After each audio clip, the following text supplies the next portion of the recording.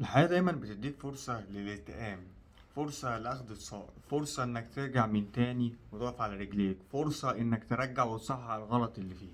ودي الفرصة جات لنا اهي تاني. الفرصة جات لنا تاني. ماتش السنغال ومصر يوم 14 الساعة 7.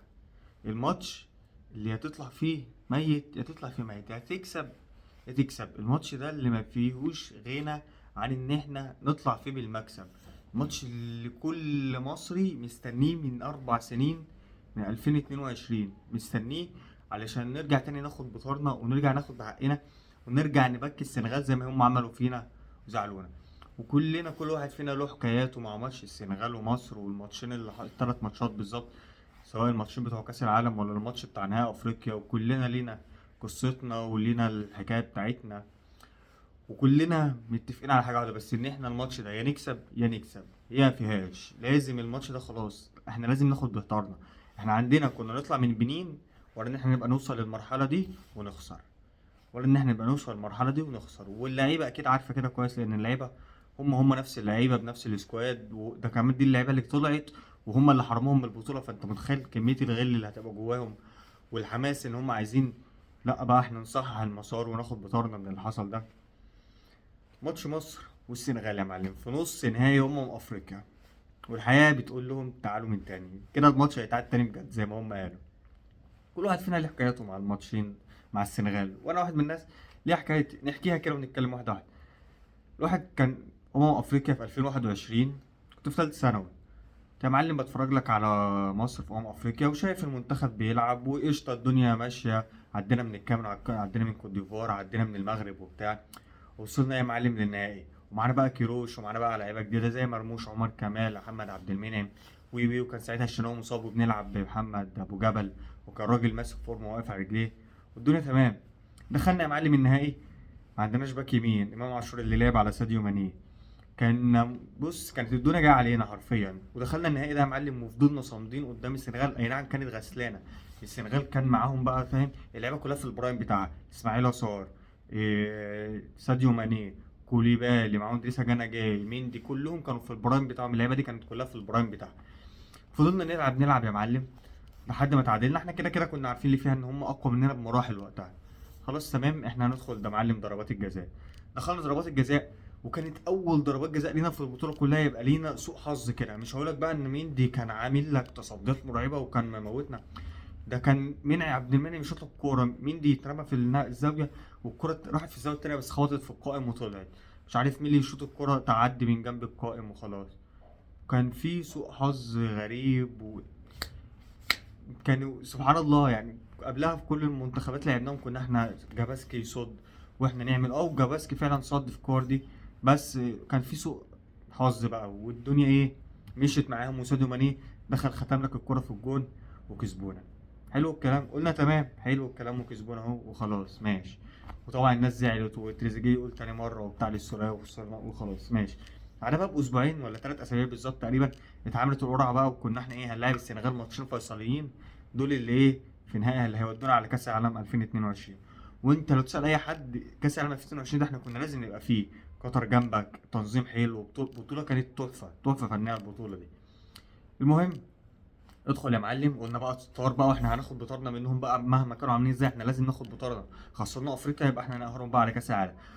كان في نجوم لينا على هنا في ملعبنا في القاهره. محمد صلاح في الدقيقه السادسه قام بوم رزع لك الجون، واتقتلنا لك على الجون بقى وطلعنا 1-0. قلنا بس خلاص احنا هنقهرهم كده. نروح احنا على ملعبهم في السنغال نتعادل 0-0 ولا حاجه، وتعدي على خير ونكسب ونتأهل يا معلم. رحنا لك على ملعبهم برضه، هما في الدقيقة السادسة ولا حاجة قاموا ملبسينا جون، دخل فينا جون. وفضلنا بقى نلعب ندب في بعض، وجمهورهم كان غشيم، جمهورهم كان عنيف يعني. وندب في بعض لحد ما ايه دخلنا اكسترا تايم، ونضيع وهم يضيعوا وبتاع لحد ما دخلنا ضربات جزاء. وتستمر سوء الحظ مرة تانية، صلاح يضيع أول ضربة جزاء، زيزو يضيع ضربة جزاء، ويا ريتهم حتى الحارس بيترمي ولا الحارس بيصد ولا بيعمل لك حاجة، ده صلاح طيرها بره. وزيزو الكرة تعدي لك برده من جنب القائم بطريقة غريبة، مع ان زيزو ما بيضيعش. ويا معلم طبعا حركات الجمهور بتاعهم بالليزر والحاجات اللي حصلت دي، وكان الجمهور غشيم قوي. وساديو ماني دخل حط لك الكوره تاني في الجون. وساعتها اللعيبه اصلا بتاعتنا قالت احنا لو كنا كسبنا الماتش ما كناش هنطلع من الملعب من اللي كانت الجمهور عاملينه فينا. ده اللعيبه بتاعتنا واحنا خسرانين كانوا طالعين، الجمهور كان عمال بيحدف عليهم حاجات، فباك لو كنا كسبانين كان ايه اللي هيحصل؟ وبس كده خلصت القصه، وخدوا مننا افريقيا، وخدوا مننا التاهل لكاس العالم، وراحوا كاس العالم. فالموضوع ده بقى ما فيهاش خلاص، يا نموت يا نموت، يا نعيش يا نقول يا نموت. احنا كل ماتش ده يا نتأهل احنا يا ده احنا الاتنين ما يتأهلش. هو ده اللي المفروض يحصل بجد، لان الموضوع مش هيبقى فيه هزار، ولا هيبقى فيه اي هزار ولا جدال. نيجي بقى نتكلم كفنيات وكجمهور منتخب السنغال، والراجل ده ايه نقاط قوته انه الضعف. مبدئيا كده منتخب السنغال مش هو نفس المنتخب المرعب ولا القوي اللي كان بيروح كاس العالم يعمل ماتشات، ولا في افريقيا اللي كان بينزل يلعب لك الكل، ولا اللعيبه اللي عندهم منتخب اعمارهم كبرت، الجوده قلت، اللعيبه مش بنفس القوه، مش بنفس النجاح، المنتخب مش بنفس القوه والشراسه اللي انت كنت متعود عليها منهم. حلو الكلام، ادي نقطه حلوه. بس هما لسه بيلعبوا على حته الشخصيه، وان احنا لعيبه شخصيه ولاعيبه خبره، وبيلعبوا على حته ان هما الفرديات، الناس دي كفرديات عاليه قوي. ساديو ماني عالي، الراجل اليمين بتاعهم عالي، الجناح اليمين، حتى المهاجم بتاعهم نيكولاس جاكسون الراجل عالي قوي، ده عامل بطوله جامده قوي لحد دلوقتي نيكولاس جاكسون. عندك اليسا جناجيه، عندهم كوليبالي خبره، عندهم ميندي خبره في الجون. فالناس بيلعبوا على الخبره وعلى حته الفرديات. فانت يا معلم دلوقتي عرفت ايه دنيتهم، الناس بتلعب لك على الفرديات، فانت تعمل ايه بقى يا معلم؟ نفس الماتش اللي فات، انزل بنفس الخطه بتاعت الماتش اللي فات، ونفس الحركه الحلوه اللي حسام حسن كان عاملها. كل ما لعيب من كوت ديفوار كان بيستلم الكره يلاقي 3 4 عليه، كل ما لعيب من السنغال يستلم الكره يلاقي 3 4 عليه. ادخل دشمل ابوهم، ادخل بقى دشمل وامسك عليهم كوره وبتكفرهم في الحياه. هو ده الصح، هو ده المفروض يحصل مع السنغال. كل ما يبقى معاك كوره قفل عليهم قفل عليهم. ودلوقتي الحمد لله احنا معانا محمد هاني، معانا فتوح جاهز، معانا شناوي ربنا يستر معانا اهو، بس معانا حسام عبد المجيد، ومعانا ياسر ابراهيم ورامي ربيعه حلوين، حمدي فتحي عامل بطوله حلوه، مروان عطيه زي الفل، ومعانا لعيبه في الهجوم هتقدر تخلص الدنيا. كوليبالي بيغلط كتير وبياخد انذارات كتير، ممكن مرموش يلبسه طرد ولا صلاح يلبسه طرد عادي جدا، وممكن تعدي جدا، لان مرموش سريع مهاري خفيف يقدر يعدي من كوليبالي يسبقه، يعدي منه، فالموضوع في المتناول.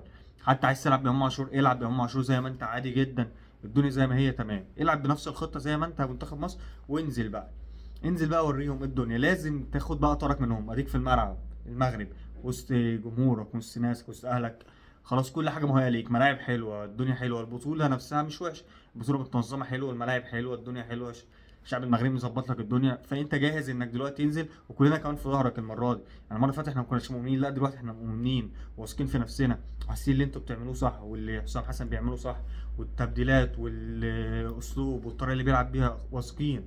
فخلاص احنا واثقين ان احنا هنقدر نكسب. لازم الماتش ده بقى يخلص لازم ناخد بطولة، لازم العقده دي بقى تتفك من 4 سنين واحنا مستنيين الماتش ده. فلازم تفكوا ده، حتى لو ماتش ودي احنا هنبقى متحمسين وهنبقى عايزين ناخد بطارنا، ان هو مش مجرد ماتش في النص نهائي افريقيا، ده لو ماتش ودي برضو احنا هنبقى عايزين ناخد بطارنا، وعايزين نعمل عليهم ماتش وعايزين نكسبهم. هم خلاص محمد صلاح خسر 3 مرات من ساديو ماني، خلاص خلاص يا صلاح ما ينفعش انك تخسر منه تاني، ما ينفعش. الماتش لازم نكسب. وفي الاخر برضو انا هقول لو خسرنا، وان شاء الله يعني ما يحصلش، ولا قدر الله ما يحصلش حاجه زي كده، فاحنا برضو هنبقى مبسوطين باللعيبه ومبسوطين بالمدرب، عملوا حاجه خلونا واثقين في المنتخب، خلونا نحب المنتخب من تاني، ونحب اسلوب اللعب، وخلاص بقينا فاهمين ان احنا معانا مدرب بيقرا الماتش، بيلعب الماتش بماتشه على حسب الامكانيات اللي معاه، وعلى حسب الدنيا اللي معاه، واللعيبه اللي معانا قدها وتقدر تعمل كده عادي جدا. فان شاء الله خير.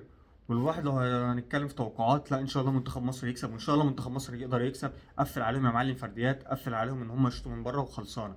انت لعبت لعيب زي ديالو، لعبت لعيبه كتير زي جامده ومهاريه، لعبت جنوب افريقيا بيلعبوا تيكي تاكا وباصات كتير وبتاع، وقدرت تقفل على دول وقدرت تقفل على دول وتخنقهم. فانت تقدر برضو تعمل معاهم كده. هم بقى شخصيه خبره بتاع، انت تقدر برضو، انت اللعيبه اللي معاك شخصيه وخبره وكل حاجه، فانت هتقدر، وان شاء الله هنكسب. بس كده دي كانت حلقتنا دردشه كده قبل الماتش السنغال ومصر، وان شاء الله المكسب يبقى لمصر. لو عجبتك الحلقه ان شاء الله يكون الاشتراك في القناه.